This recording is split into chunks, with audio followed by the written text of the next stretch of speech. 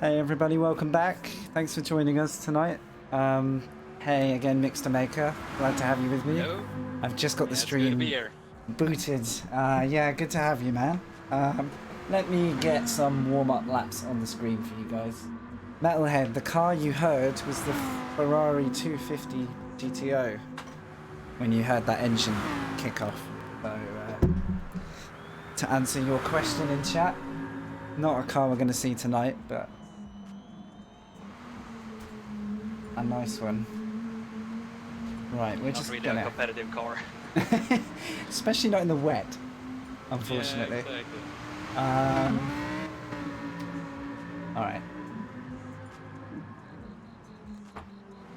Yeah, it's a pretty amazing sound though, I've got to admit. It's quite a way to start a stream. Welcome along, guys. Thank you, Crisscross, for the host. Thanks, Metalhead, for the host. You've rejoined us for the final rounds of Season 13 of the Swedish Racing League series. More specifically, it's the Swedish Series Group 3. It's rounds 8 and 9 because we're doing a double, slightly shorter format race today, taking place at... Yeah, you guessed it, we're at Spa. And we're in the rain for both qualifying and for round 8, the first race of the two. There's rumours of a drier forecast for race 2. Have you tackled the wet here before, Mixter? How have you found it? No, I haven't. But just from looking at Philippine and driving his Lamborghini, he seems to have a lot to deal with. Yeah, liveliest car award, already a strong nomination. Let's get that on screen for you. Actually, yeah, we can see who we're looking at. Yeah, we're about to, as always, start the final session of qualifying. This is going to determine the majority of Lobby A, top lobby. While we're building up to this, I may just show everyone the status of the championship. I'll make it fairly clear that points are available in both of these races, so it's kind of like a double round of the championship. So there is quite a lot to play for. I'm just going to boost the level of Mixter a little bit, because I'm hearing it's just a little bit too low for you. So bear with me, mate. Let's bring it in. It's all right.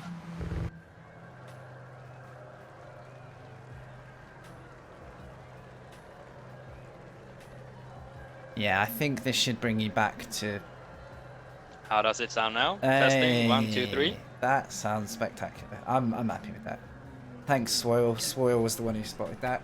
Have a good drive today, man. Swoil. Good luck to you. Good luck to everyone out there. I've been excited for this one. It's going to decide... It's going to be really interesting. Yeah, it's going to decide the season.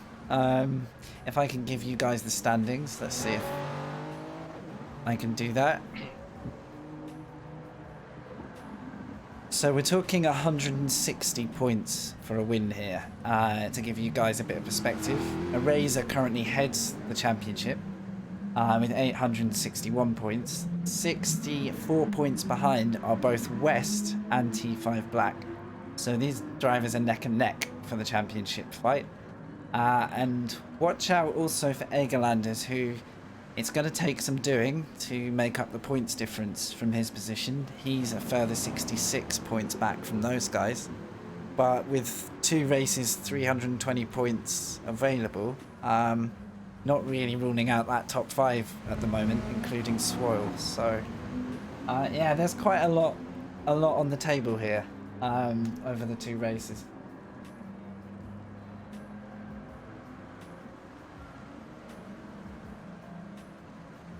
It's going to be really interesting as well for these 2 races. The first one is going to be, well, mostly like the previous ones. But the second one is going to be really interesting when they mix and mash everything together and also remove the weight penalties of all the drivers. That's a really good point. So yeah, we are going to be hitting a reverse grid of the results of race 1. And so, as Mixter said, the guys will carry their weight ballast over the season for the first race, but all of that will be removed for the final showdown. So it's a bit of a an all for nothing kind of last round, just you, your BOP, standard car, and whatever's on the table really to claim.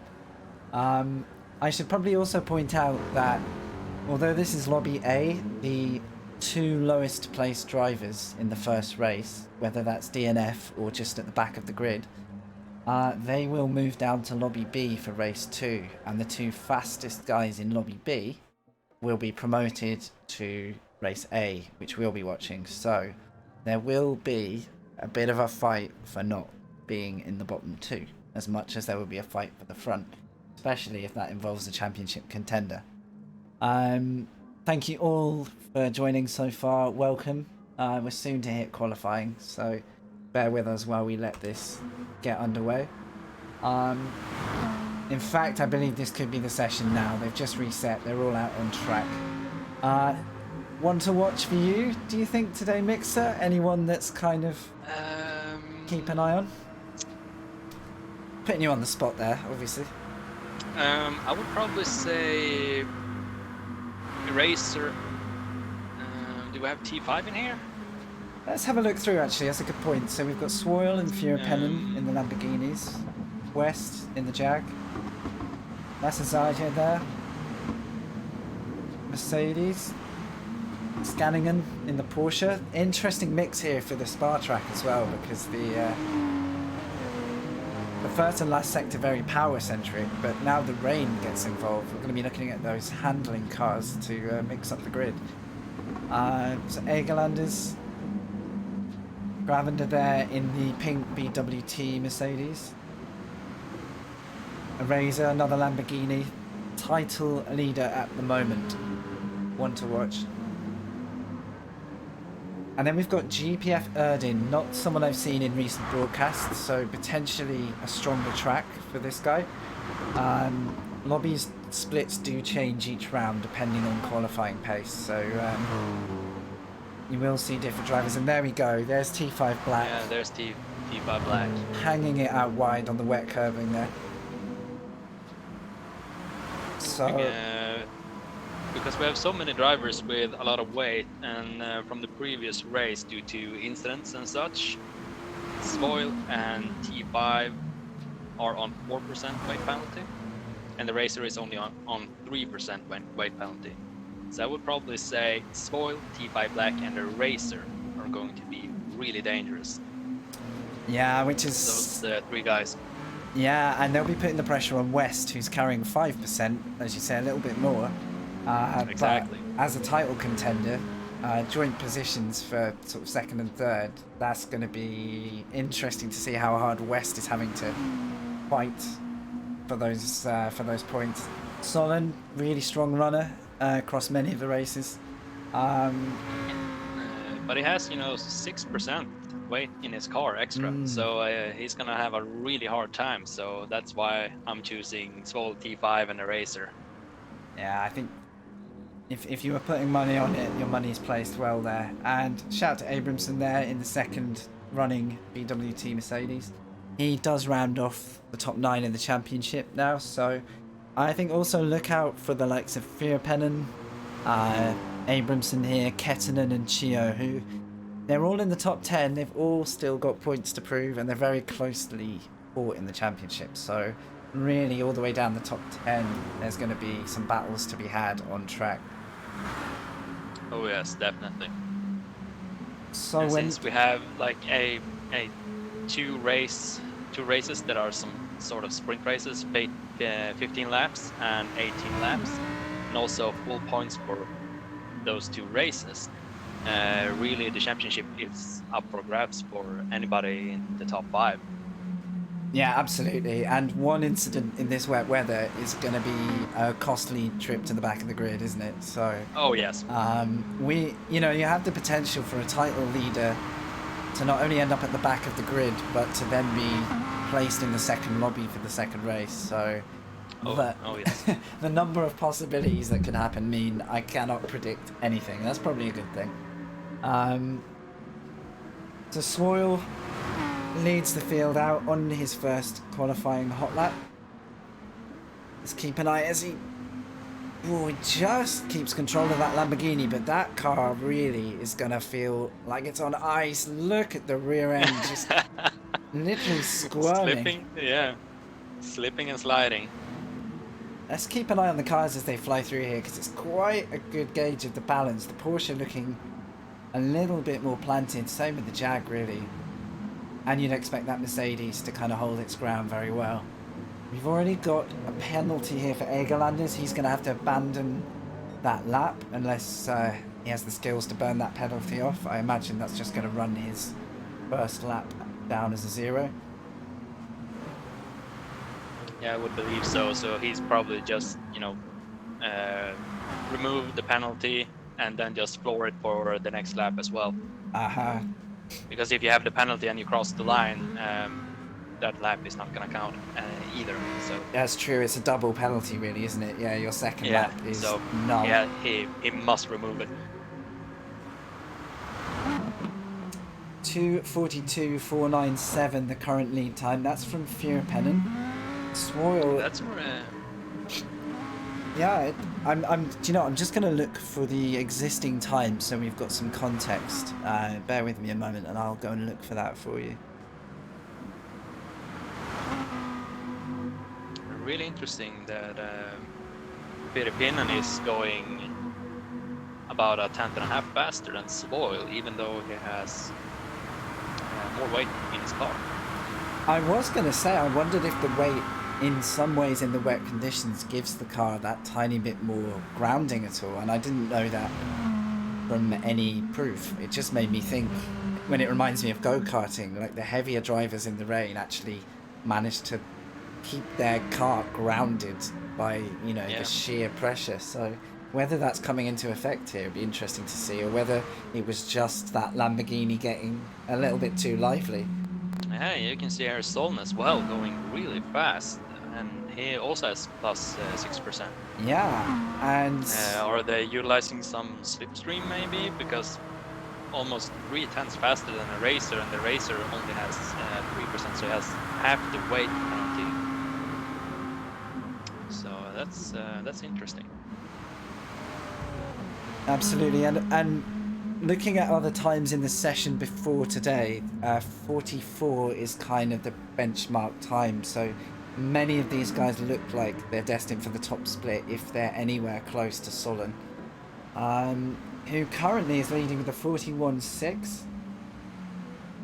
A Razor, nearly 3 tenths behind, so he'll be looking for an improvement. We've got a wide Egerlanders, I think, there, who possibly struggling just to hook that lap up so far. We may see him sort of resetting and going again there. Shouldn't be a big problem with the tyre wear in these conditions, but stringing that lap together. Quite a gap now to Fierpennen, who's the best part of a second off the pace. So is he running a hotter lap now? Let's stay with him and he catches it. Skillful driving. Claps all round there for the style points. He knew he was on camera. That's all I can say. And he comes around. Oh, he's pushing. There's no doubt. It's a better lap. It's still 0.582 off the lead time by Solon, who looks like he's set a pretty electric pace here.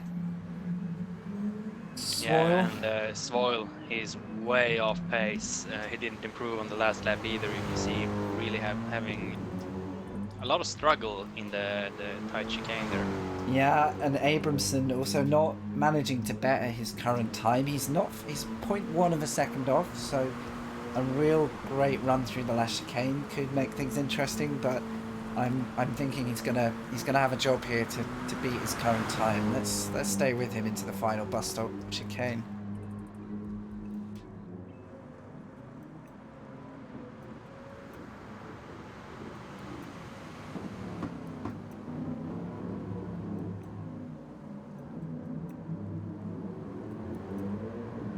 Yeah, he's having a lot of trouble just getting that Mercedes to turn.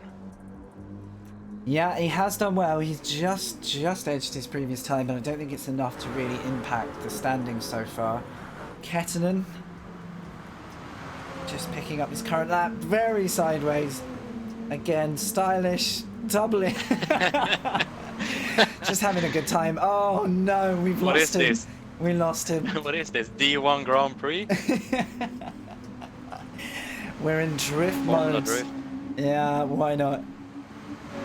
Tornroth here, let's see, is he on another flyout? Again, because they're not pitting for fresh tyres in this session, they've all got time for this last lap. Oh, very, very deep from the car that just entered frame there. I missed who it was. Checking up on Gravender here, 2 seconds off the pace, so there's quite a distinguishable difference between drivers' pace and maybe their feel for the track here. Looks so difficult to get those cars stopped. Let's stay on board through sector 2 and see if he's on a better lap.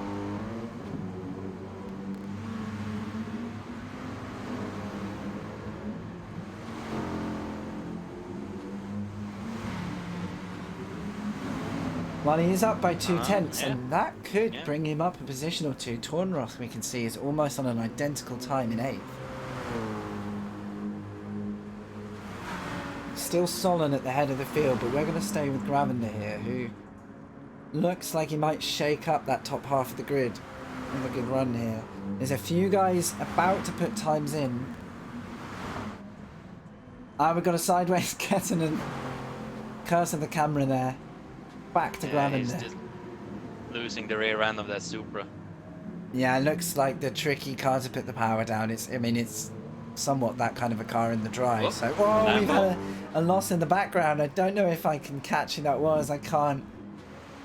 But Abramson there does make a move and puts Tornroth down to 10th now. So we are seeing some late laps. A quick recap of what's going on. So Solon doesn't look like this is a hot lap. Got yellow flags out. Is that a Razor who's maybe just pushed too hard on that last chicane? So we're not going to see an improvement there. Veerpennen, no improvement. Gravender up to 4th. Great lap in the end. He must really have picked up some time in that last sector. Just trying to pick up anyone who's still running. Abramson crosses the line. No improvement there. Kettinen now. I think based on the 3 camera shots I've given him so far, we're not going to see a time improvement there. Just a quick scan through the field to see if any other runners are picking up lap time. I think that's our field. So Solon puts himself at the head of the grid, shortly followed by a Razor. Really surprising. Very impressed. It must be that the cars are more planted with a bit more weight, since you can't, tune the suspension or anything, or adjust toe in, toe out, and camber. Indeed, So- indeed. And I think, is it 6% Solon is on? He's got quite an almighty Oh yes. weight ballast there. So that theory of planting the car on the circuit seems to be carrying so far. So My prediction was way off. Darn it. everything we thought, we have to think again. Not a surprise. Yes. Let me give you that championship standing a second, because the guys are going to need to reset a lobby here, so I'll just pull that up for you guys.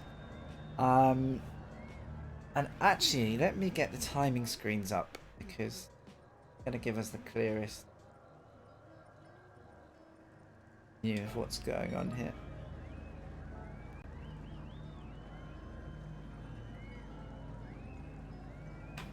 So let's see where T5, West and Eraser shake out, because that's really going to inform our top 3 in the championship.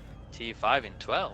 Yeah, tough start for T5. It did look like the Supras were struggling overall, not to speak for everybody, obviously, because we've got a Supra on pole, but getting the power down with the turbo in that car, I think it's going to require... Must be really hard. Yeah, I mean, it's the finest margin in that car between sideways and straight line. West 11th, so both T5 and West's equal points are going to have to push from the back of the grid here. So we're going to have to watch their progress quite closely, as well as the race of Eraser, who's just going to be looking really for a clean start here, I would imagine, and just to stay out of trouble as best he can. Yeah. He did actually score a purple sector 1, so that Huracan looks like it's really got its pace through the first sector, and then a little bit more balance in the field, kind of matching the 15s for the top 5 there. Yeah, it's quite a mixed bag. I've got no idea what to predict. Eraser messed up in the last sector there. Yeah, put down a purple, a green, and then he spun the car in the bus stop chicane. So he might have taken pole if he had made it. That's a very good point, because those guys looked pretty neck and neck based on sector 1 and sector 2. So still won't be discouraged. I'm not sure if it's the pole leader gets the inside line. I've been in series where that's the case. I'm not sure how that will affect them running into turn 1. I don't know if you know that, Mixter, actually. What did you say? I was wondering if the inside line is given to the pole sitter for turn 1. I have no idea. I guess we'll find out. Yeah, we'll see. We'll see when we get there. Yeah, true. And let's just watch T5 doing some donuts. This is kind of like what we expect to see if he wins a miraculous championship as well, but we'll get to that later. Yeah, it's a steep hill. Do you know, I do love these static cameras in the game. I wish we could use these static cameras more often. I think they're brilliant. Yeah,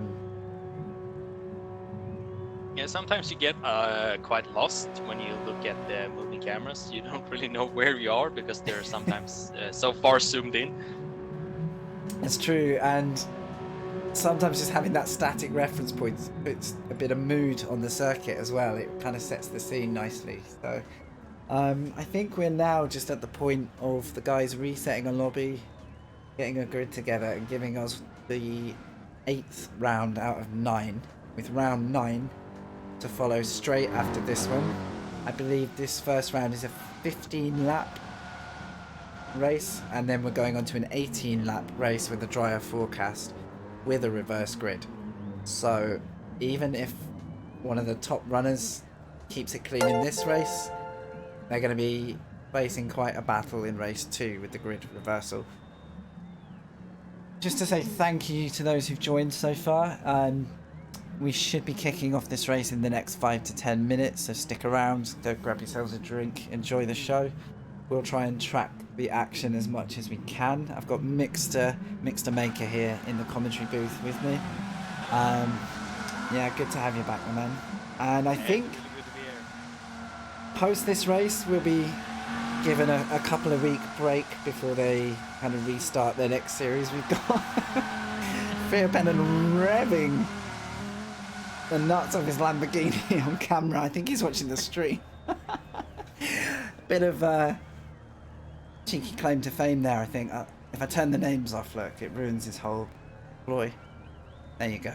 Clean camera angle. Fearpennon putting on a display for us, because we're kind of on the waiting game now for the grid to be set up.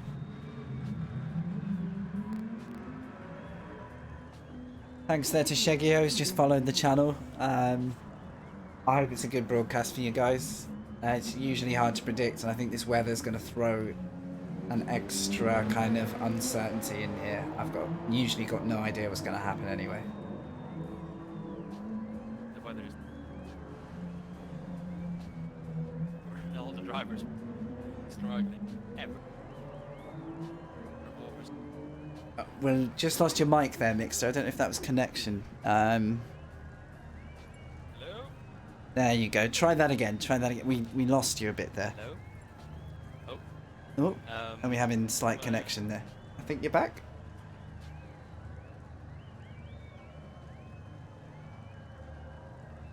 Looks like Mixter may have fallen into the void of Discord, but hopefully we'll bring him back.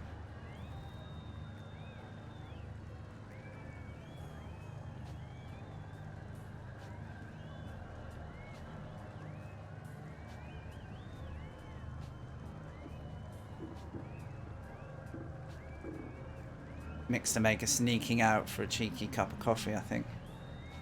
Hello? There we go. Welcome back. Yeah. Welcome back. Since we're on a 4G network here out in the woods. I think one of my parents started the TV, and it's on also the internet. So I hooked it up to my telephone now. Good job, man. So Good job. it should be fine. Yeah, you were briefly robbed from the broadcast then. We could hear Oh, you yes. kind of fade away. Yeah. Yeah, it's kind of the signal where we expect that you're commentating from the trees on the right there. You're just up there in the hills having to commentate from your mobile phone. That'd be fantastic to have you there as a live spotter, though. You know, like the track sides commentator. And we talked about it earlier, that I had a really bad connection with my new service provider for my phone, but apparently everything's fine now, and I have like 40 to 50 megabit right in the Swedish woods. So hopefully everything should be fine. That's some crazy powerful network there. That's as good as my home internet, basically. It's really surprisingly good. Yeah. So. Well, you're coming through loud and clear now. What was it you were saying before? Was it just the weather? Yeah, the weather is definitely gonna be a curveball. You can see like the cars having understeer, oversteer, like no driver is unaffected by the weather, and you can also see it on the times. Some drivers weren't even able to put in a really good hot lap, so or even a good hot lap. They were spinning around. So it's really gonna put the drivers to the test in this condition. So it's gonna be really interesting. Well, I mean, you say that, and we're seeing guys here as they wait for the race, just trying to get an extra banker lap of track time in, you know, purely for a bit of security when the race comes, because when that pressure gets added as well, and a single mistake can cost you, I think you want to be as cool as you can under pressure, really. Yeah. Just gotta watch and see how this Mercedes kind of handles itself under power. Really twitchy. I mean, yeah, you can see. Yeah, you can see it going balancing back and forth from oversteer to understeer with that V8 power, and also the front heavy car. So it's really like on edge of a knife, going from under and oversteer. Exactly, and the usually slight lift before the bus stop becomes actually a pretty serious corner to navigate, because your whole run into this final chicane could be compromised, and this being one of the main braking zones to make a move. So expect to see a few battles there at the final chicane and the run here into the hairpin. And also, it's not like Monza, where you're coming in straight into the chicane. You're coming in at an angle. It's true. It's slightly curved all the way into the chicane, so that's gonna unsettle the car even more than just, you know, the wet weather. Absolutely, and settling the car through Eau Rouge here, fast left, usually a lift, but that car over the crest, immediate flick to the left. Very tidy actually there from Gravender, under the pressure of an onboard lap here, which he didn't ask for whatsoever, but we're going to stay. Yeah, the Mercedes is really good over curves. It's nothing like the McLaren or the Lamborghini or Audi R8. Absolutely. Those are horrendous. And I suppose in Gran Turismo, use of the curbs is a little more lenient in the wet than it would be on perhaps on the real world circuit. So you might see guys still attacking those curbs a little more than you'd expect to in real world wet conditions, where the painted lines are kind of ice sheets. So interesting to see him having to throw the weight through the downhill left-hander up towards Pouon, which is kind of a 2 apex corner, but you apex it so late and you focus on the exit there on that right curve that the next apex here, you really need to be on the power and running down the hill now. Through Campus, which is a medium speed right-left complex. It's usually fairly high speed, but as you can see, the wet conditions, you'll want to be avoiding those bollards also, because they have a habit of really unsettling the car. I didn't say it, I won't say it. But for that reason alone. Whoa! Nice bit of sideways. I've got to be honest, I'm looking forward to that.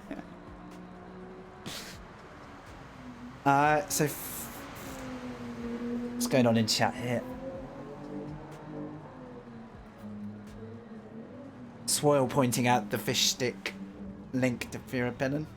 Apparently Firapennen's brother is eating dinner. Is Firapennen's brother in this race, or is that a fun fact from Swoyle?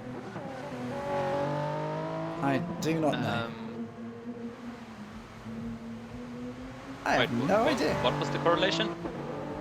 The message was that Firapennen's brother is eating dinner at the moment. Oh, and then he said, guess the food. Okay, now I understand. Oh, that's an eye roll. That's a, yeah. It's like a more leaning towards a dad joke. Like it's so bad that it's kind of good. I feel more comfortable you saying that. You know him better, so yeah. So on board with the Jag here. Jaguar of West, who is joint second in the championship. Just curious how that also front engine car stabilizes itself. So patient you need to be on the throttle. I wonder if I can have a quick look at the input here just to see how much. Oh, okay. Here we go. Oh no. The lobby. Darn it. Well, that's good news. That means the race is imminent. Let me give you the standings for a second. If you just joined us, guys, welcome. Thanks for being on the stream. Thanks for being in the chat. You're about to witness the final 2 races tonight of the Swedish Series Group 3. It's rounds 8 and 9, both at Spa-Francorchamps. We're starting in the wet, which is, as we've seen, tricky.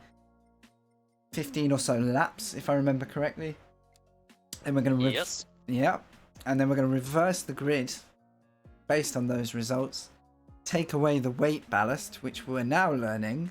That weight ballast seems to be anchoring the cars to the wet track. So, anyway, we're going to lose the weight ballast from any previous rounds, and it's going to kind of be a run to the checkered flag for the final set of points. In dry conditions, if I didn't say that already. So, look out for a slightly more tentative run in the first race, because I think the guys have got to remember what's at stake and how much they're going to need to get from the following race. So don't know if that's going to affect their mentality once the green light goes. We've seen it pretty much take off from turn 1 here in the previous 3 or 4 rounds. But yeah, pretty excited. I think just turn 1 and the run up to Eau Rouge Radion always provokes a bit of a mad pack start down into the first kind of complex. So yeah, I'm excited. Yeah, it's gonna be really interesting. Svoil posted, I think it was Svoil, in the administration group, a picture slide, a GIF with I think it was Formula One, like back when Coulthard was driving, and it was just a massive crash. McLarens and Ferraris, carbon fiber just smashing everywhere. I think with like 12 or 13 cars involved in that incident. I remember watching it live, and I remember Murray Walker's just almost inability to know what to say as it was happening, and I think he said, "Oh, this is terrible, you know." Such a composed reaction instead of being like, "Oh." Yeah. But that's a good point. I mean, we hope we don't see it, but it's going to be lively if we do. Okay, we have a lobby opened. It's the A final, guys. It's the final of a 9-race season. We're only on round 8 here, but 8 and 9 are both going to take place tonight. So it's part 1 of the final. Let's put it that way. Oh, we're going to hear the revs. The final race part 1. Final race part 1. Not quite finished, but nearly finished. We'll get there. Yes. We're going to hear the revs of the 250 GTO Ferrari, because that's the car I'm in. There you go. Why not? Well, I can't hear anything. You're not streaming the sound to Discord. Well, I'm sorry to deprive you of that. It was a nice moment for myself. For everybody else. Here's a thing that you can't have. Well, I can use my imagination. That's true. It's a really nice That's car, though. true. It's a beautiful car. We were testing it on the Le Mans circuit yesterday, and yeah, having a lot of fun. And actually, it's a brilliant car to drive. Like, it handles amazingly for a car of its age. I always expect they're going to be loose and wild and sideways, but actually, that thing is beautiful to drive. It's not an old Mustang. Yeah, not quite the old Mustang, no. All right, the guys are now joining. They're just assembling in the pits. We're letting everyone get on the grid. Say hello if you're there in chat. Thank you for being here. It's a pleasure to broadcast these. I was invited to do so after broadcasting Team CRN entering a 24-hour race at the Nürburgring Nordschleife quite recently. And I was sort of driving as well as being on stream, so it was really a driver duty, but we ended up kind of broadcasting as much of the race as we could just for fun. And I think having seen it, a few of the TSR group, nice bunch of guys, invited us and recommended us to help out here with the SRL, the Swedish Racing League. And we've now, I think this is the 4th round I've been able to comment on, maybe even 5, I'm losing track. But, and I've more recently been joined by Mixtermaker here, who's a former champion, former racer here. Yep. And good friend to some of these fellas, knows them far better than I do. So has all the gossip and the inside knowledge that we need. I've just been given well, it looks like the grid list. Yeah, here we go. Shall I paste that for you? Is that good for you to have there, Mixter? I'll leave it in the chat channel, and then if you need it, it's there. I'll probably just refer to my chat, actually. That's really helpful. Thanks, Axel, for posting that.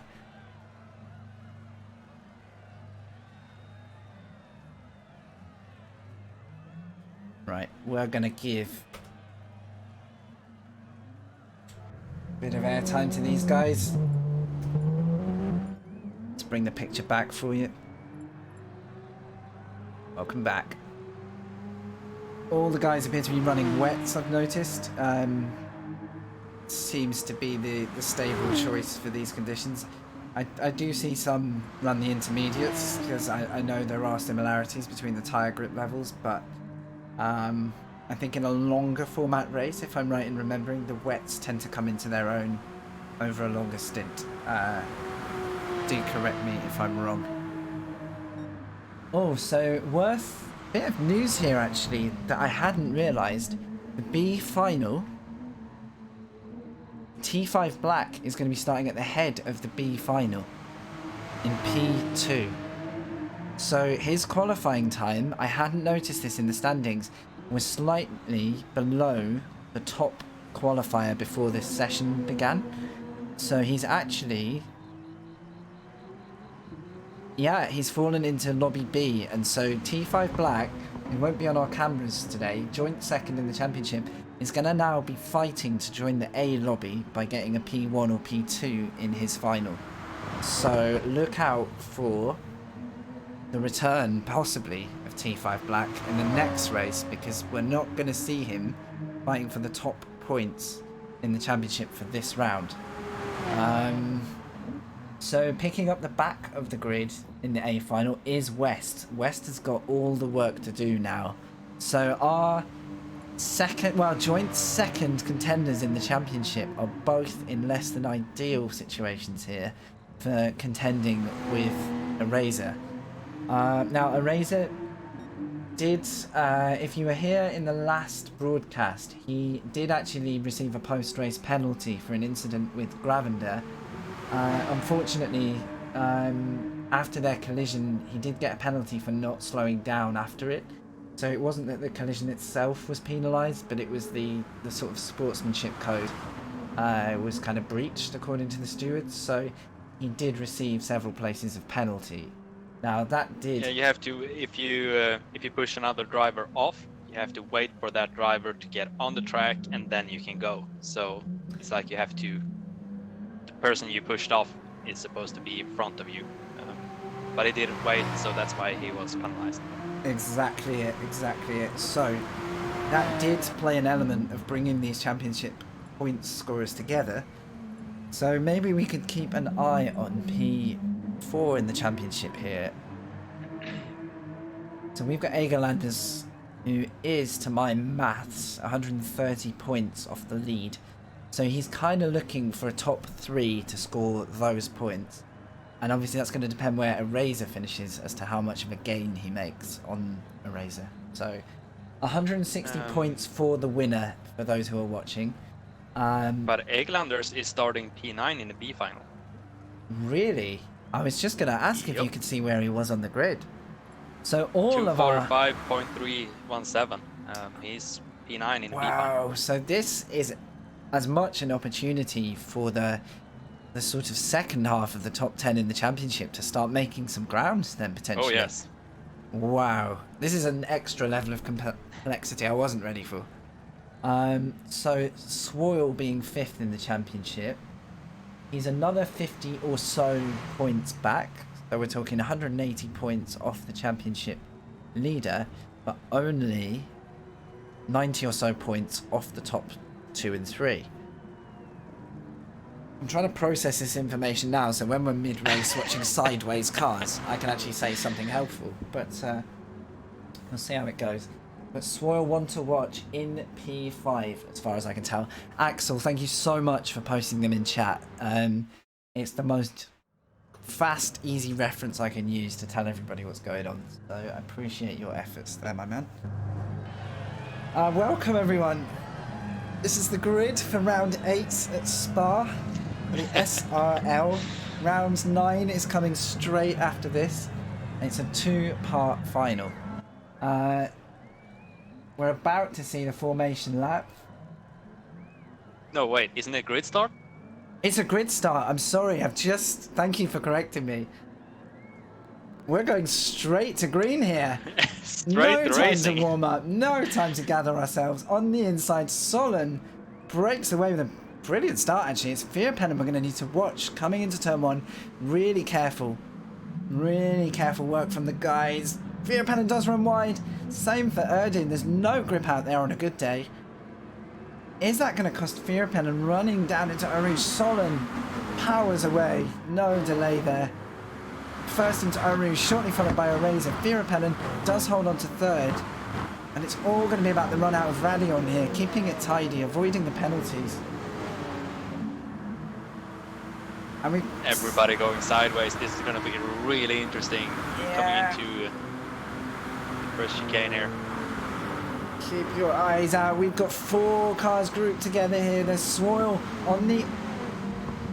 Oh, I was going to say on the inside of Abramson, but Abramson does run deep in the second part of the complex. And I think that gives Swoyle the position.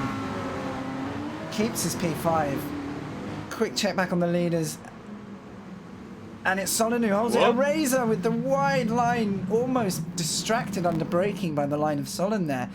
As though he had nowhere to go. Can he maintain his position? He's now on the outside line through the corner that was known as No Name. I'm going to call it No Name.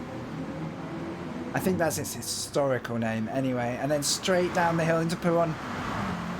Eraser holding that inside the line. Fighting through Sector 2. But he is sideways.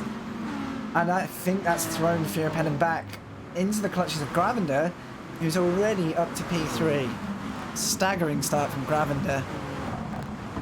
Really nice opportunism there, making a position while those Lamborghinis fight.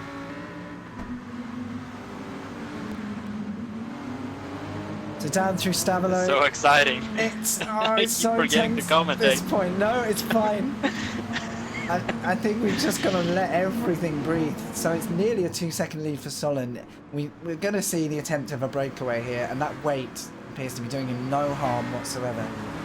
Solid run from Eraser. Gravender in 3rd. Fearpen in 4th. I will run further back, but this chicane looks like it could throw up a move or two as we fly down into the bus stop. Really tidy work through there for the top half of the field. No sign of a run wide. Is the Lamborghini going to get a run? Kicking up the rain off the circuit there. It's pretty heavy. No, it's just survival. Fearpennant actually struggling for grip sideways out of the bus stop and causes kind of a 4-car chain there. The worst off being Abramson, who nearly lost his grip altogether. Now he comes into the clutches of Tubber here, who may be making a late dive. Tubber is a new driver. That Porsche doesn't look like he wants to stop. That's sketchy. He's managed to back out of it. Very, very respectfully held back there. I thought we were going to get a 3-car pile-up. And it looks like the field are pretty compact together now. Nobody has fallen off the tail. No major incidents that we've seen.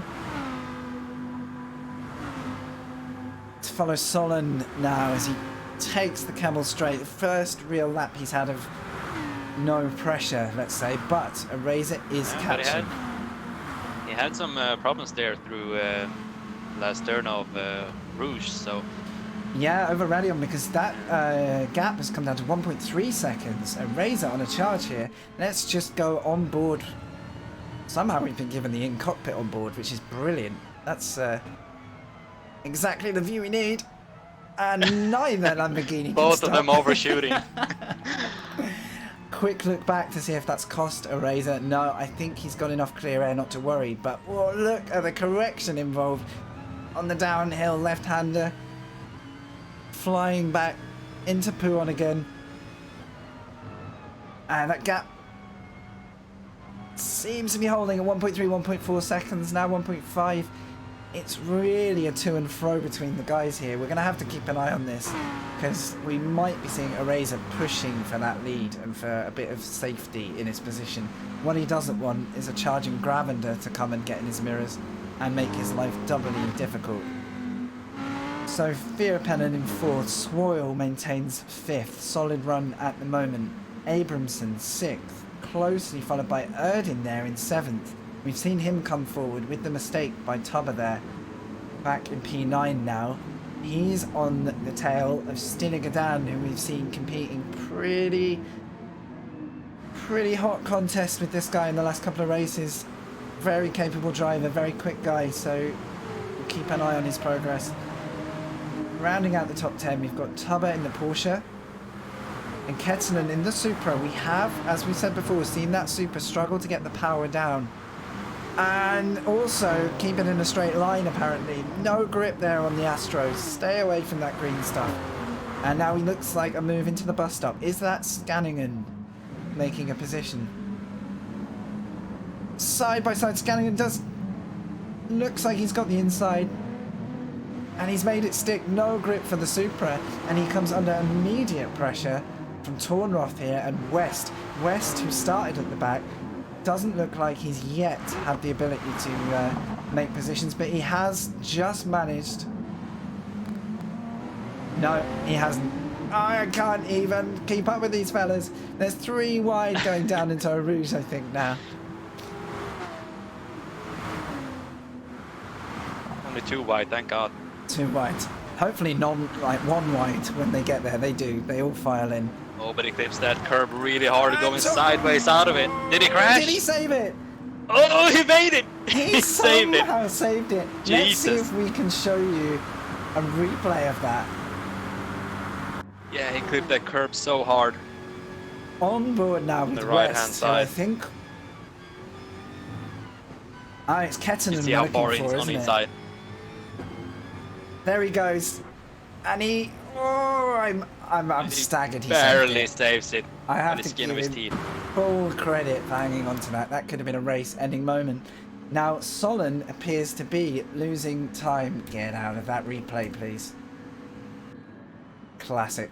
Solon is not losing time. That replay gave me an angle which made me think the two were closer together. However, he is not dropping a Razor. A Razor is monitoring Solon's pace, matching him move for move.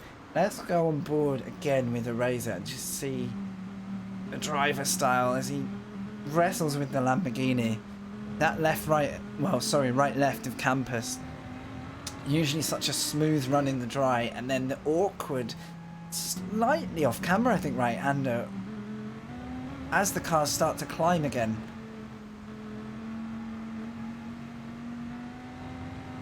wonder how the tire wear and the fuel consumption is on the heavier cars. Are they even gonna run out of fuel? That's a really good point. So at the moment we're looking at between a quarter and a half a tank. So let's keep an eye as those drivers kind of move on. Currently identical, obviously, in fuel, but we'll know a little bit more as the race progresses.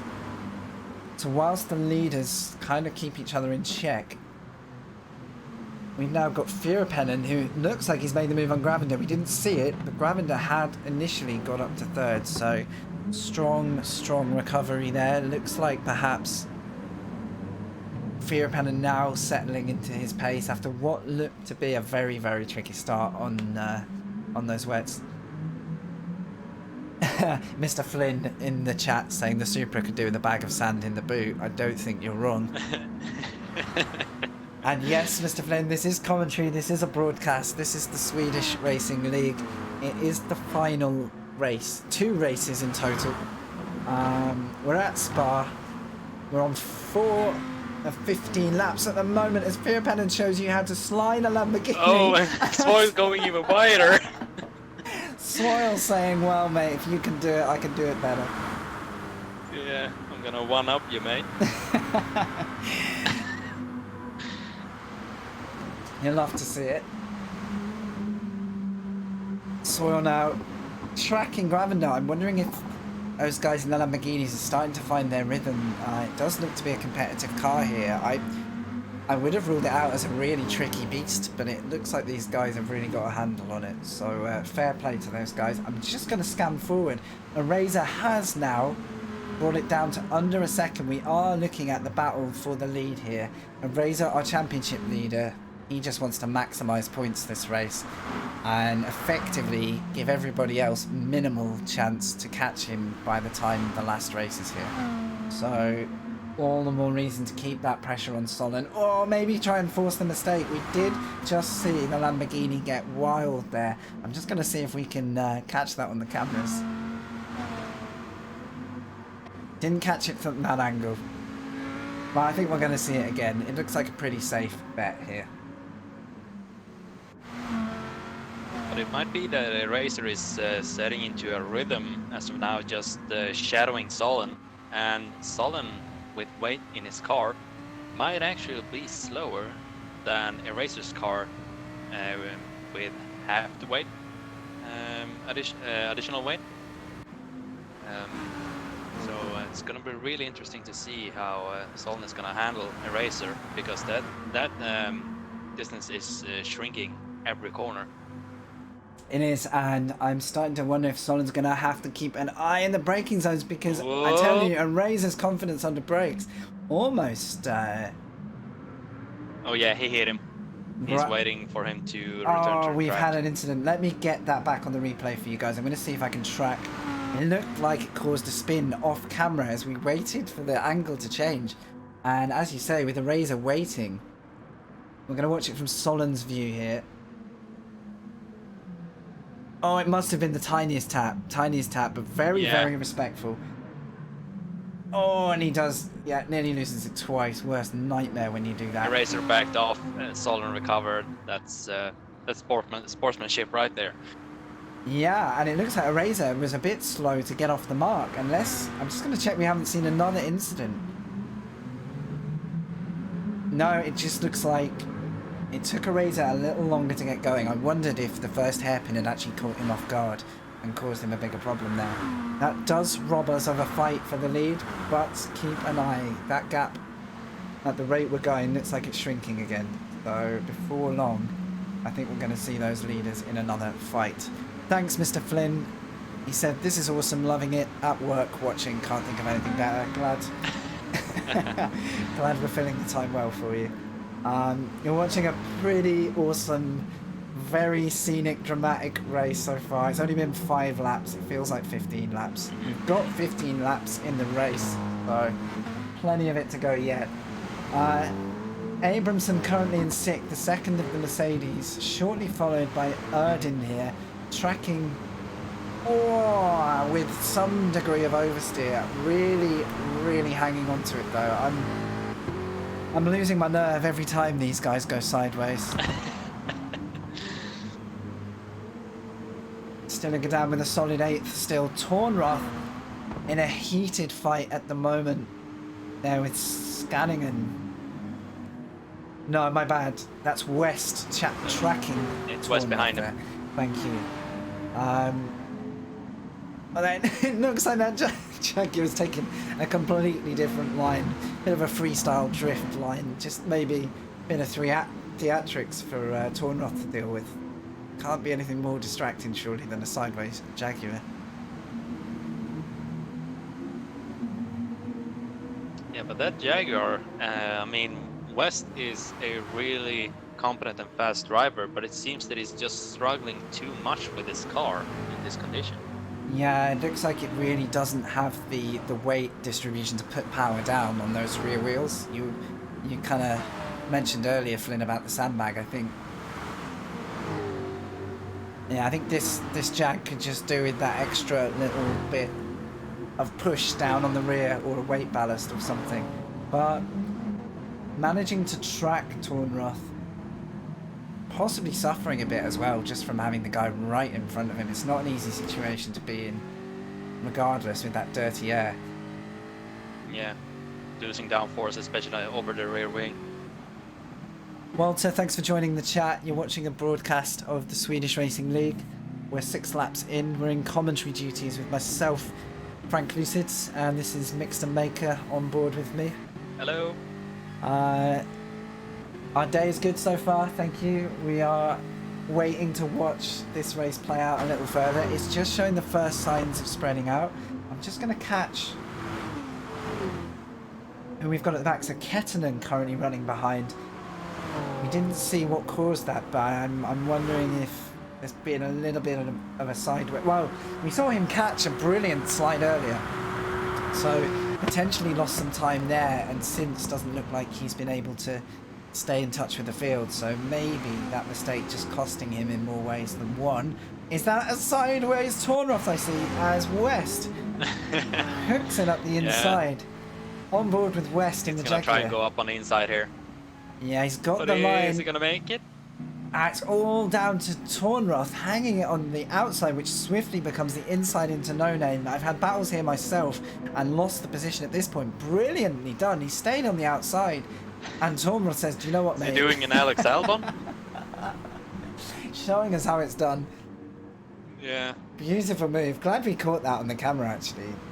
West, if you weren't here earlier, is a joint second in the championship and needs every point he can get from round 8 here, because the grid will be reversed in round 9, and he's going to have all the work to do again. So with a Razor at the head of the field, that's going to be interesting how that mixes up in the second race with the reverse grid. P9, Scanningen, staying stable in that Porsche. I think it's the car I'd like to be in this race, but we're seeing the Lamborghinis run incredibly well here. Stinigadan just ahead in 8th, but it looks like Scanningen on a bit of a mission here, tracking Stinigadan's every move. We've got Abramson in his trademark right in the toe of the guy in front, who in this case is Swoyle's Lamborghini, as they enter the bus stop to the start of lap 7, getting closer to the halfway mark in the race. Still kind of unpredictable what's going to happen, because every car struggling for grip out of that really slow, tight chicane exit onto the start-finish straight. Looks like Abramson biding his time, not too aggressive, but can he build enough momentum down the hill here, through Eau Rouge, over Radion, and onto the Kemmel straight, where the power of that Mercedes maybe will come into play? Yeah, it looks like Spoil here is struggling for pace. He's losing time towards Gravender, and Abramson has caught up to him. So, it'll be interesting to see if he can actually hold off the 5th position. And a quick check on fuel after this. And yeah, it looks like Abramson's very carefully saving the fuel, saving his pace, waiting. I guess in this situation, the more you fight with the guy in front, as with any race, the more chance of something really going sideways or wrong, and that's lost time for both guys. So you've got to be 100% before you make that move stick, as we've seen already. So we're starting to see the tyre wear come into play, but I'm wondering, really, is this purely going to be a fuel stop race? We'll obviously wait to find out. Let's move ahead. So more fuel for Swoyle at the moment. Another reason why you might be seeing Abramson hanging back and making the most of that Lamborghini's toe, as it looks to me like we've got a wide from Abramson, but no, well done. He's sideways, but he's kept it, as Swoyle says, mate, this is how you do sideways. And steams ahead on the camera shot. Yeah, and fair point, Walter. The pressure from the guy behind can be enough to put the lead guy off. These guys, very talented bunch, currently handling the pressure very well. Walter is asking in the chat your opinions on what the best car in each group, Group 4, Group 3, Group 2. Open to conversation in chat if you want to help Walter out with that. We're going to stay focused on this race because too much is happening for me to take my eyes off it at the moment. But feel free to answer Walter with your opinions. Eraser, he has maintained the gap to Solon here. Now Solon looks like, again, he's found a rhythm, but importantly, we're into the pits now for Solon. Will Eraser follow? Eraser in also 8 fuel and 10 fuel for Eraser, so he has managed to save a small amount. Whether that's going to change positions, I'm not sure. It's a very minor amount of fuel. I'm going to go back just to see if there's tyre changes, actually. It looks like new tyres.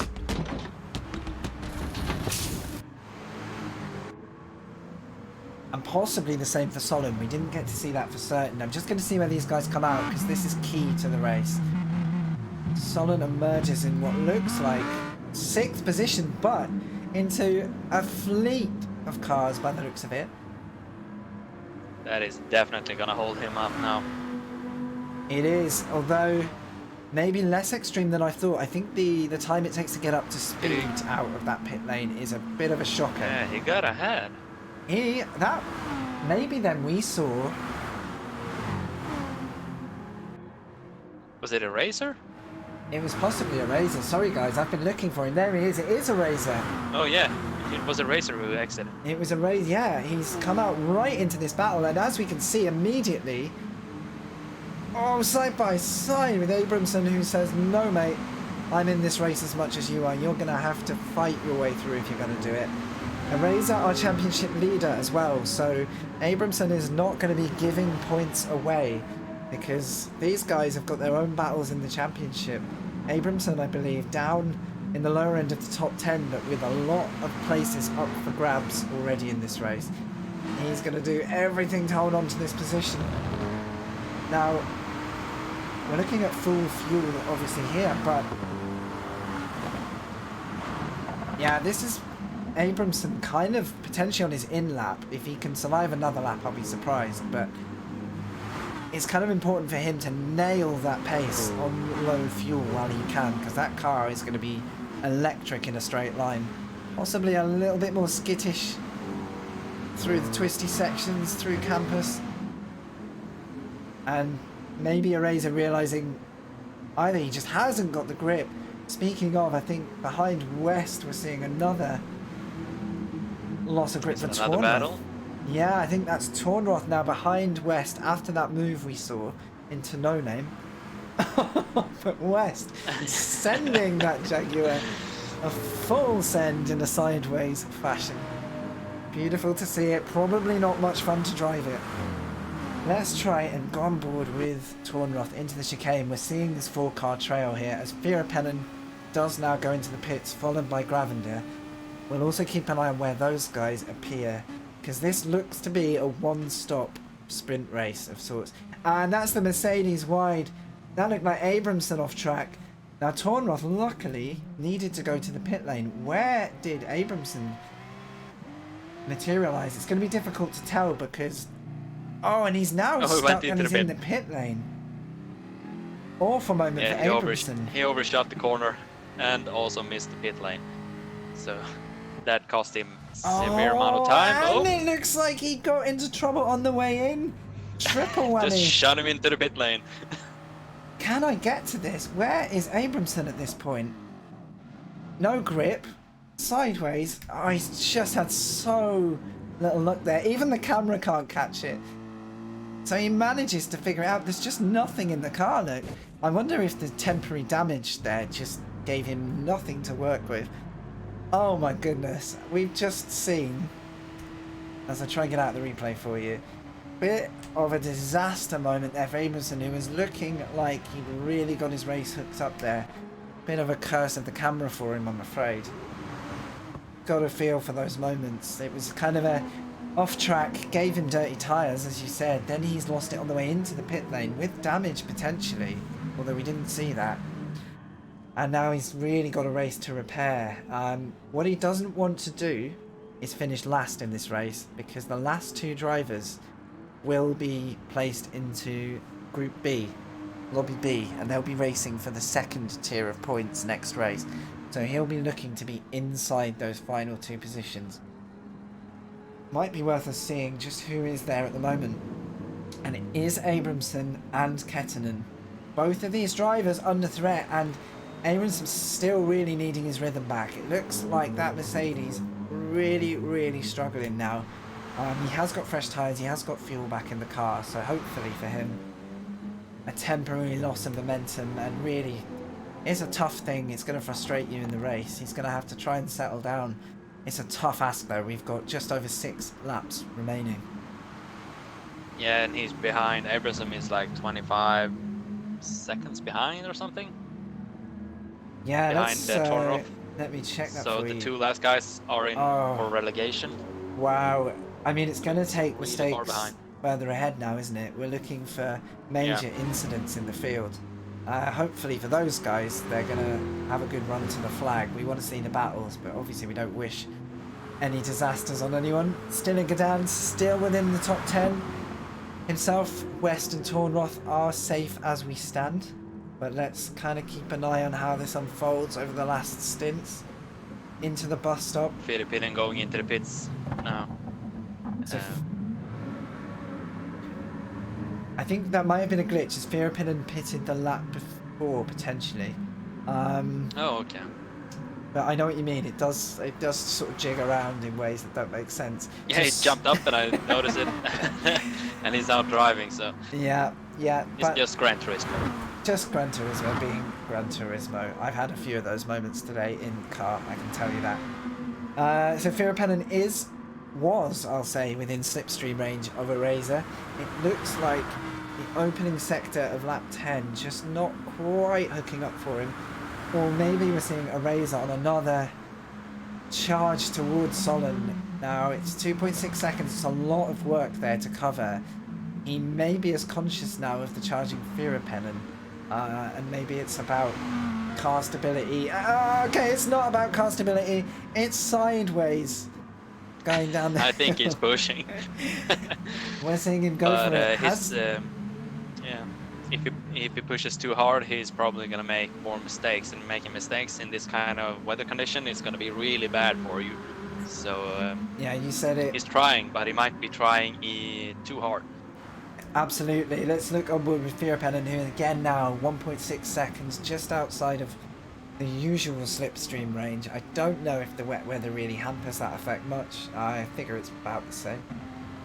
But he's not managing to gain any more time. So a Razor has the pace to edge ahead towards Solon, but every mistake as he pushes, as you say, costing him valuable time and maybe cementing what could be a brilliant result for Solon. But Solon has not finished the job yet. One mistake, one loose wheel, one moment of cracking under pressure could change the lead group. The top 3 now look like they're stretching away from the body of the field, and if I try and pick that up, I think we've got Gravender here almost at the head of the train, but even he has managed to make some clean air now to Swoyle, who you noticed wasn't really making headway on those guys, and is coming under the interest of Scanningham there in the Porsche. So if Scanningham can make one final push, he is going to have the interest of Stillingadan, who through I think pit stop cycles is now up to 7th. So great run from Stillingadan. We've seen him chipping away through the race. I'm just going to look for his starting grid position to see whether he's made a few places. P9, so very good run. Solid showing. Driver mentioned who we've lost today, Chio, who I don't know if he's in Group B, but he is not in the lobby, and that is another key driver in the championship that some of these guys are chasing. So we're going to see a real shake-up of points even after this race. Yeah, no sign of Chio, so I think we're going to see a drastic shift in the middle of the championship, top 10 here.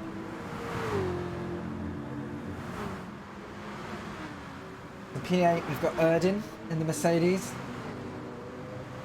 Over the hill through Radion, taking plenty of curb, keeping it smooth. Again, less than 2 seconds to stealing it down. We've got some kind of regular gaps forming as the guys sort of really settling into the race now.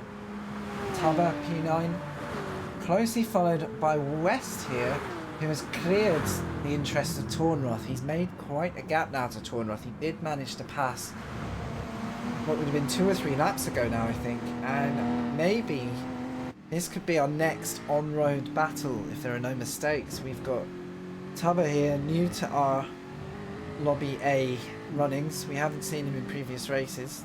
We did see him have an absolute sentence turn 1, which he did manage to recover and cause no problems, so well done to Tubber for not causing the early race incident, and it looks like he's holding his own despite the interest of West, who is joint second in the championship, and really now I guess wondering if he's thinking about starting this race high up on the grid next run. Obviously he'll want every position he can take as we see Tubber get too wide in the Porsche, but oh, he does recover but ends up on the racing line. A little bit unsure whether that's fair play to West. I mean, there was a gap there. He did get himself back on the racing line.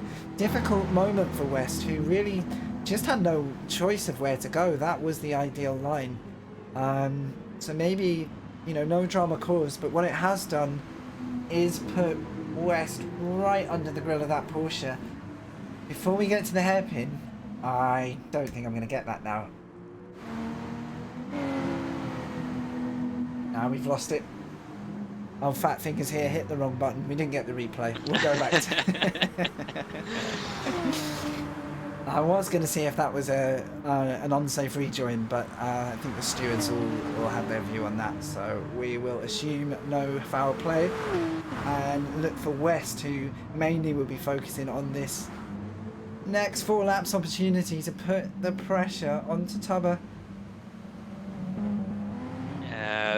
I think West is just trying to actually hang on. That Porsche seems very well balanced in this weather condition. It's not really a good car, as we've seen previously in the dry, but in the wet, it's really standing out and shining. It is. It's holding its own. Speaking of, I think we've got a Porsche up there in the top 5. Let's do a scan through of how we stand. So, welcome Hyperio to the chat. Hello, mate. Glad you haven't missed too much. Evening, fair income. Hello, everyone that's joined. Thank you for joining. You're with myself and Mixtermaker here. And hello. Yeah, we got Mixtermaker joining us live from Sweden. So we've got some international broadcasting going on here. Solon currently leads with a comfortable now 3.3 seconds. So Eraser running in second, not managing to break that gap anymore. Now maybe focusing on his own race. Here Pennon still keeping an eye on that P2. We know he's got the pace. We know he can handle that Lambo as quick as anybody here on the field. Going to be a tough ask to break 2 seconds. The gap hasn't developed too much. If anything, it looks like Eraser is holding him at bay. We have seen Lamborghinis go sideways more than once today. So yeah, I think Filipinen was just hoping that Eraser would make more mistakes and just fall into Filipinen's lap, and he would probably be able to capitalize on those mistakes and overtake for the second position. Yeah, and interesting to see who's going to hold under that pressure now that we're getting to the final 3 to 4 laps. We've got Gravender in 4th, the lead Mercedes in the race. Really strong run, really consistent. Gravender, very unlucky last round. He was caught up in an incident with a rejoining car that basically did not see him on the inside line, and Gravender was worse off there, so I think he'll be thrilled to be running in the top 5, showing again his pace. Pretty consistent, fast runner in the series. And also Swoyle, who we've not been able to see his same aggression, but we have seen him stay and run in 5th. However, that mistake... We've seen him sliding a lot. Trademark sideways Swoyle. What more could we expect? And I think that means scanning in the lead Porsche I was trying to mention earlier. Could he have an opportunity to put TSR Swoyle under pressure? Swoyle needs all the points he can get. This is going to lead into a reverse grid for race 2, so every position now will also affect the grid start next race. Stinigadan running strongly in 7th. In touching distance of scanning in there, but he needs to pay close attention to the Mercedes in his mirrors, Erdin, who I believe is making steady progress and using the oomph of that Mercedes to power through rally on, and I think maybe now we're going to see a final push into these final 3 laps. Brilliant car control again. We've seen so many near misses here. And that's West sideways in the Jaguar also. It looks like he's still got Tubber under pressure, but we're not seeing any last-ditch moves. But I think West is going to really want to line this one up over the next lap or 2. He kind of needs to strike while he's got Tubber under pressure.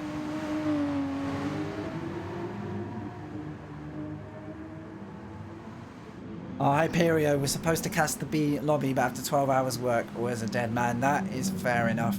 Enjoy your lobby A spectating. We have got another race after this one.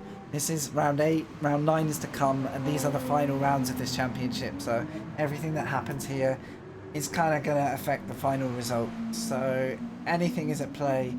Tornroth in 11th is currently safe from relegation to the B lobby in race 9 coming up. Kettenen here had an unfortunate moment up through Rallion, did save the car, but it looked like maybe had another costly error somewhere off camera, because himself and Abramson, who we saw get it all kinds of sideways in the bus stop and into the pit lane, sadly now off pace and not enough laps really. Well, even if he's on pace, just not enough laps now to recover unless there are mistakes in the field. So that rounds us up. Really bad luck for Kettenen and Abramson. Great contenders. Nothing wrong with their pace, just not having the luck in these shaky conditions. We can see Eraser's made a second nearly on Solon. I'm wondering if just a slight mistake during that lap has given Eraser just a sniff of that lead position. Is that going to motivate him to push one last time? Yeah, Eraser here, I think he's calmed down a bit, starting to drive in his own pace, not focusing too much on Solon. Just keep putting in good laps after good, good lap after good lap, and maybe Solon made a mistake somewhere, and you can see now Eraser edging forward even another 0.6 seconds. Yeah, I'm wondering there if there was two laps just to go. A slight mistake from Solon just over through the Eau Rouge and Radion. I'm just going to watch his approach again on the replay.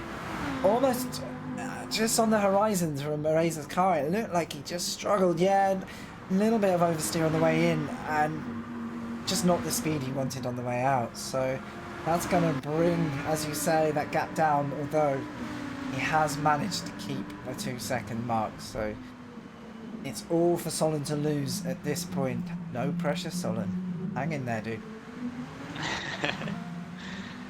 The Lamborghini. And also Solon having 3% more weight ballast in his car, which might help him also with balancing the car better in these wet conditions.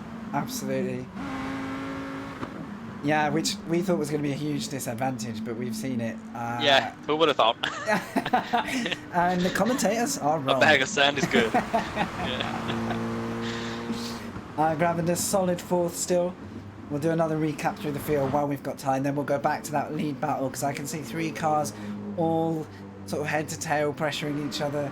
Swirl keeping Gravender honest. Has made ground again on Gravender. I wonder if we've seen a missed apex or two, a sideways moment. Scanningen still putting Swirl under pressure. Are we going to see a late move from the Porsche driver? It does look like a stable competitive car here. Quick on board. He might just go for it. Yeah, I mean, oh, and that Lamborghini does not want to stop. Through into the final sector as they cross the timing beacon. And it's now all about the exit into what feels like it could be a straight, but never really makes much of a straight line. It's just a continuous series of awkward kinks, especially in the wet weather. You need a great run here up through to the bus stop, keeping the car in check. He went a little bit wide there out into the green. He did, and I think it kind of gave Swirl just the breathing room he needed to get the clean run through the bus stop. All about the exit here though. We've seen many drivers suffer on that exit curb, and there is only a wall to greet you in that instant. Right, final lap. We've got Solon still with the 2.5 seconds. Another little sideways through a Rouge, but it looks more aggressive this time, a little more confident. A Razor, slightly better run, but he's really got some magic to work here if he's going to break 2 seconds now. Ravender away off Firapennen here, who looks like he's kind of in clean air and is probably going to be happy with that 3rd position at the moment.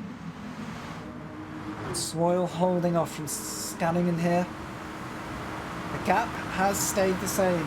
Each driver really holding their opponent at bay here. Stinnigadan and Erdin, 7th and 8th, West 9th.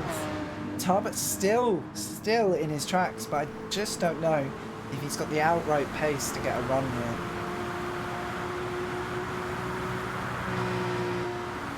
And Tormroth still in 11th, still in touch with the group. And as we said, Kettinen and Abramson pretty much resigned to the final 2, breaking into Lobby B for the next race, so they won't get a chance to score the biggest points. We'll see 2 B Lobby drivers promoted for the final race, who will be the top 2 from the current wet B Lobby that's going on in parallel to this race. Final pass through campus here for Solon. He's done a great job. He's held a Razor now, and it's down to the sector 3, end of sector 2. Hitting every apex, avoiding gravel, avoiding Astro. Keeping it as in a straight line as he can, but I mean, I only have to say straight line. Beautifully timed as always. The drivers never seem to miss a beat. And he's doing really fine, and he's driving really well, and then it's just going sideways and wobbling, and it always happens. Scanningen now with his final run at Swoyle. It doesn't look like he's got the momentum, and if anything, Stinnigadan is starting to show his nose. We'll go back to the leaders because Solon is only 1.2 seconds, so it hasn't been a perfect run to the flag. I don't know if I can get that on replay because we're going to see Solon take the win and Razor in second. Congratulations to these guys. Firapennen, super job in 3rd. Gravender hits the chicane, only needs to keep it clean, but that's a job in itself. Gravender, beautifully controlled, takes position 4. 5th, Swoyle, careful mate, there's a bit more track left. Scanningen, very respectfully. Is this the slowest finish line ever? Erdin takes 8th. Great run from these guys. Good showing from Erdin in a fast field. Finishes ahead of West, who did start from the back of the grid. Made good progress, secures his position, and will pretty much be on the front row, no, sorry, second row, I think, of the grid in the next race with the reverse grid. Tubb rounds up the top 10, Tormroth 11th. I'm going to see if I can get you what happened. Nothing obvious, so it was just the maybe Solon making sure that he had that clean run. And a shout to Abramson and Kettinen, who fought well, but are going to be, I believe they were known did not finishes, DNFs. So I believe. Yes, those are included as well. So without any DNFs that we're aware of, those are the two drivers that will be placed into Lobby B and therefore scoring a maximum points that will be less than the Lobby A point scorers. Right. GG's all round, thanks in chat. Don't run anywhere too far if you're enjoying this. Go and refill your drink. You've got a few minutes now, because we are through round 8, going straight into round 9, I believe. It's going to be slightly better weather this time, so it's going to be more of a sprint race. Nobody will be carrying ballast, so each car to their own. It's now just down to the championship fighters. I'm going to see if we can do some quick maths to see roughly how that affects the championship, but there's a fair amount of variables going on here, so you might have to give us a moment. Oh yes.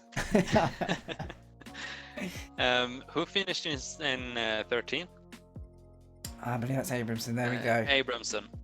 So, yeah, so Abramson and Kay Ketonen is going to be relegated to the B lobby, and the top 2 drivers in the B lobby are going to move up and start last and second to last position, and the rest of the grid are going to be reverse grid. Beautifully said. So we're going to wait, hopefully in chat, to hear who in the B races, in the B lobby, sorry, has been promoted to Lobby A, because as Hyperio correctly says in chat, we've got one more race to come. It's not over. We've got a double bill. I'm loving it, because I'm having too much of a good time watching that race to see it end just yet. I hope it's been good in chat for you guys to watch. I hope it's a smooth stream. Let me know if anything is playing up. Now's your time to tell me while I can fix it. And while I've still got a voice to respond to you. So, Eraser. Speak now or forever hold your breath. Or forever watch a stuttering stream. Yeah. So our lead car, Eraser, had a 64-point lead, and he's just picked up 144 points to the good. So that would total a 208-point advantage. Then we need to look at West, who finished in P9. And P9 gives him 84 points.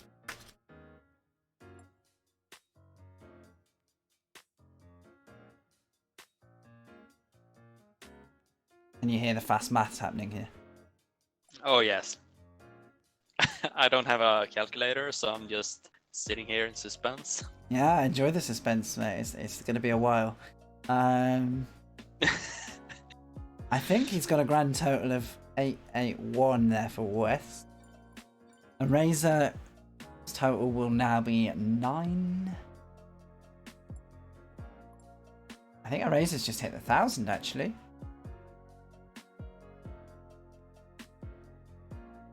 I think that's 1,005 for Eraser, 881 to my maths for West.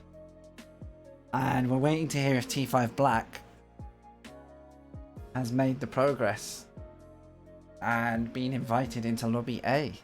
I'm going to check my stream to see if we've got news on that yet. T5 is on his way into Lobby A. This is our remaining championship contender.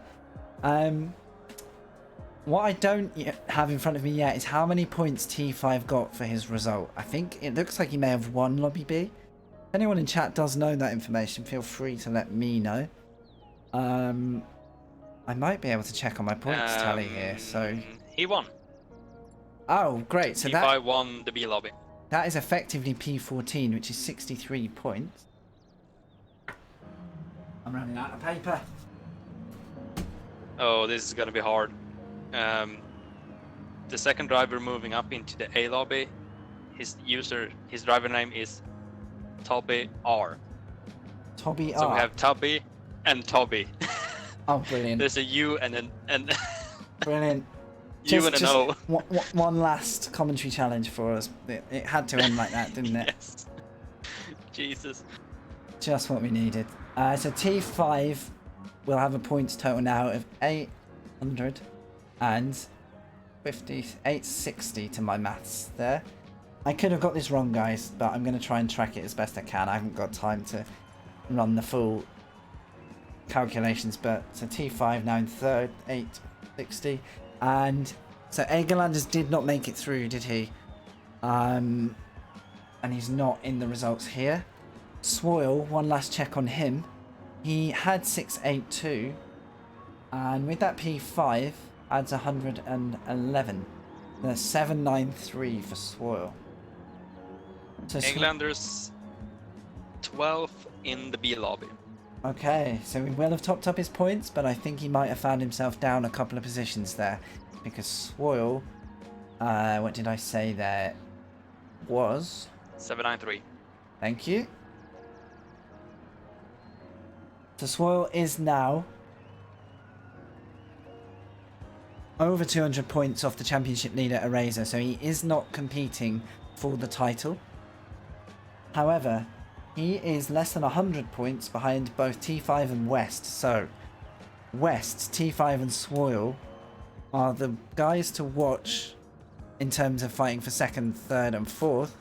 In terms of the championship, it's kind of now between... It is between Eraser, West and T5. However, T5, even if he runs around at the back, is going to score a solid 63, 60 something points. So the margin to West and T5 is around 120 to 140 points. So really, Eraser has done nearly everything he needs to, bar a DNF, to give himself a championship run here. West, T5 kind of need to win it with Eraser on minimal points. That kind of gives you the scope. West and T5 are a mere 21 points apart, so pretty much the lead driver of those two has the odds of winning P2 in the championship. So nice and simple. Hope you're remembering all that, because I'm not. But we'll get there. Me neither. That was just a load of facts and figures. And we're back to Spa, and isn't it a nice day? What a nice day. This is a relief. I kind of miss that wet weather. It's so emphatic and... And no ballast. And no ballast, importantly. Right, I'm going to bring you back. Thank you for waiting, guys. In fact, you've already got the picture. Oh, see ya. He shut off. Shut off to the left. Testing out a new line. Well, the Lamborghini's still got its reverse gear. And the guy's just warming up for round 9, final round. Yeah, Mr. Flynn, I'm going to give you a quick recap here. In fact, I might put it in chat, because, you know... Now, these could be wrong, okay? But, to my maths, these are the point standings. So we've got Eraser with 1005, West with 881. I hope I've got that right. Basically, I could be completely wrong, but it gives us enough to get excited about here. So let's get these in the chat for you. West on 881, T5 on 860. I didn't see who got the fastest lap, actually. Do you know who... Did you happen to notice that? I think it was Solon as well. Quick check for you. Yeah, well remembered. So, Solon's lap won't really affect the top in the championship, so that's not really one to factor in. And then Swoyle